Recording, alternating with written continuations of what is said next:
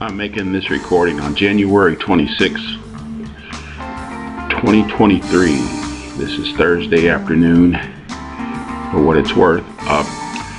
Yet again, I decided to do another NFL video when I told myself to never bother with this foolishness, but yet I feel compelled because of the unprecedented developments that occurred on the week of January 1st. Well, actually it occurred Monday night, January 2nd. In short, here's why I feel like this is an unprecedented event that no doubt 99.9% of the NFL fans have no idea of what happened during the Buffalo Bills Cincinnati Bengals matchup on Monday Night Football, which was slated to be the premier game of the year, and it had a lot to do in determining home field advantage, blah blah blah. Okay, of course, all scripted, all pre-planned, but for the purpose of delusional entertainment, this hype was necessary, and the hype of this scripted entertainment definitely is a very effective method to keep the delusional in it actually draws them further into the state of delusion. But what happened that night was the season 2022-2023 season ended. It ended January 2nd, 2023, that Monday night, when they canceled the game. Now, the game between the Bengals and the Bills was not announced that night that it was canceled, but due to all the visuals of the dramatic reactions to the collapse of this particular football player, collapses on the field, allegedly cardiac arrest. My opinion, I played a little football in my freshman year of high school. You take a blow to the chest like that, you go down, the wind is knocked out of you. You try to get up, blood rushes to your head. You already have no air in your lungs, blood rushes to your head. You faint. Boom. That's what I believe. Initially, I thought it was, some kind of glitch. Like I had mentioned in my other recent NFL videos, how players are seemingly shutting down, having these weird glitches where they drop, where they walk funny. Like that quarterback from the Dolphins going into a hand lock position. Of course, so on and so forth. Okay, so this guy, number 3, Hamlin, has his event, and the NFL reacts by showing over and over the reaction of different football players, different fans wearing the number 3, doing the heart sign with their hands, and showing all this overly compassion and concern for his well-being. Okay, which is all perfectly fine on face value. It's all fine, but in the realm of money-making entertainment, that is extremely unusual. If you consider the past events where football players have been injured, it brings to mind Jack Tatum hitting, I can't think of the guy's name, I'm gonna post his name, I think it was Daryl Springley, I don't want to mispronounce his name. Broke his neck on the football field, paralyzed him.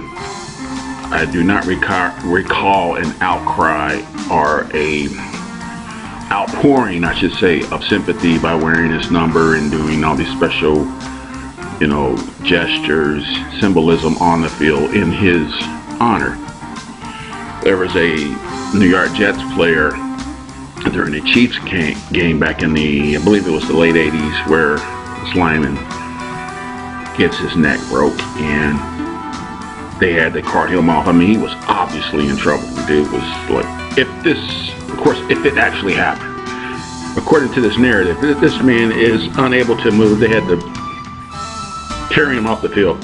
The game continued. In fact, the very next play after that injury of the Jets lineman, the Chiefs, I believe, I recall correctly, the Chiefs throw a touchdown pass because they knew the defense of the Jets would be rattled and off guard based on what they had just experienced. So the Chiefs throw a touchdown pass. Again, the game goes on. Life goes on regardless of what happens to an individual. It is an extreme yin-yang maneuver on the system's part to cancel a game due to a cardiac arrest event of a particular player. Now, no doubt there have been, in all of NFL history where fans are attending games, there have been fans die in the stands. Cardiac arrest, fan is carried out of the stands. Fan dies on the site of a particular NFL stadium. The game goes on. The game does not stop. Oh, a fan died. Oh, we must feel grief. We must honor the fan. We will not continue the game. In fact, we will cancel the game. No, it has never happened. There was a report of a game between the Bills and the Chiefs of the 2021-22 season. The Bills playing in Kansas City. I believe it was in October. There was a rain delay in that game. During that game, a fan was run over on the main drag that runs parallel to the stadium on the east side of the stadium. Fan was run over, killed, fatality accident in front of the stadium. There was no honor of that victim. There was no cancellation of a following game. There was no roping off of the street where he was killed as to honor the accident. You know, moving forward, okay, we can't come down the street. Fan was killed. You know, none of that. So in canceling the game due to, and they wanted everybody to know that this is a narrative that moving forward, the NFL leading the way, society will be led into more of a melodrama type of mindset. The melodrama reactions to Hamlin's condition. Okay, he's in the hospital. They're showing snapshots of him, giving the thumbs up. He's recovering. Now, in a realistic world in which I live in, the question would be, Mr. Hamlin, how do you feel about the NFL canceling the game on your behalf? A real man would say, oh, God forbid, do not cancel the game on my behalf. The game must go on. You know, it's not about me, it's about the greater good. The game must go on. Okay, but we didn't hear that, did we? In fact, the question, no doubt, would not be asked to the number 3 defensive back for the Buffalo Bills. This manly man would not be asked this question. But instead, it was understood that he was expecting it to shut down, as it were, the world shut down on his behalf. So now, going back to what I said earlier in the video, as I started, the NFL season ended that night because I'm sure this is not written anywhere in any NFL rule book. Of course, we know about NFL rule books. They can add a new rule as needed, as scenario calls for it. Prime example, the Tuck rule regarding Tom Brady. Okay, with that being said, it is an understanding deep in the core of every NFL fan, of every fan of any sport, especially on the level of competition as professional sports being paid millions of dollars, millions of dollars of transactions, and the economic effect caused by the NFL, all the intricate things that are tied to the NFL, the FanDuel and all that, gambling, and all the industry that is tied to the NFL from top to bottom is dependent on the carrying out of the understood foundational agreement, which is there is a schedule of games. Now, I've been harping on the fact that the NFL went to 17 games, which I think, not to toot my own horn, I think the NFL pulled this stunt to answer my complaint about playing 17 games. Okay, Harold, you don't like 17? We're going to have two other premier teams, in which, by the way, you have focused your attention on lately, Buffalo and Cincinnati. Yes, I have talked about these teams of late in my videos. Well, we're going to have those two teams play 16 games because of a fallen warrior. Turns out he's okay, but we're just going to pretend that game never happened.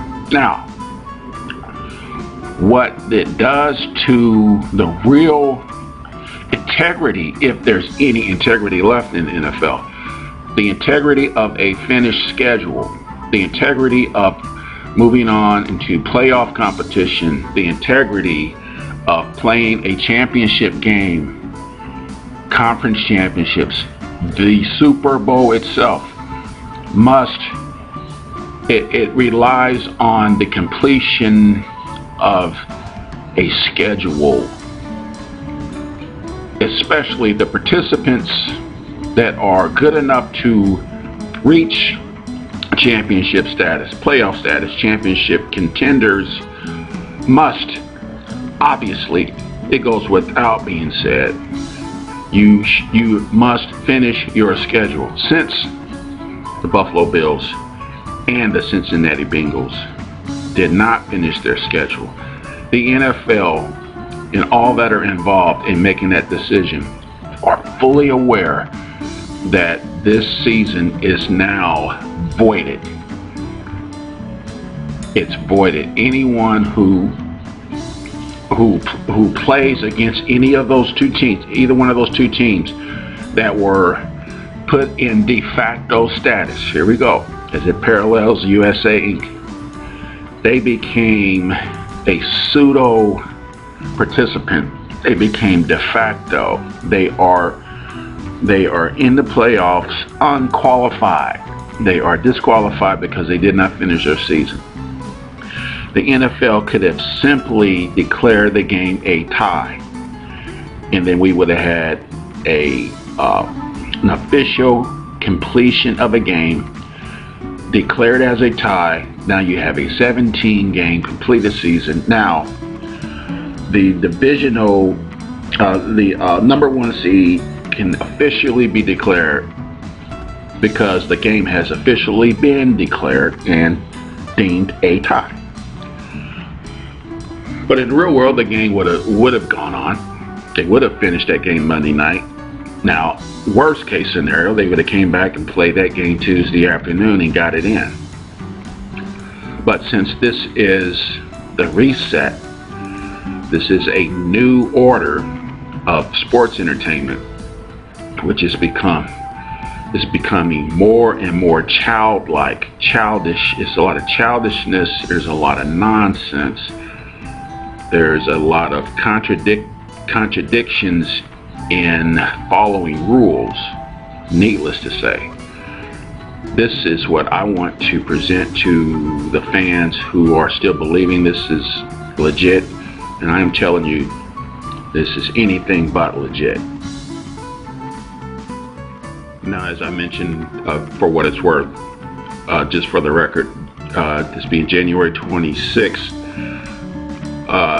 Thursday, 3 days before the conference championship games. Okay.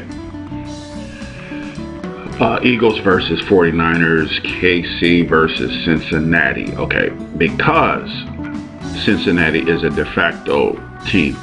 They are a pseudo participant due to the incompletion of their season. And the NFL fully knows this. They are basically performing a psyop on the fans. And they are counting on the fans to accept this in stride and just overlook this huge error.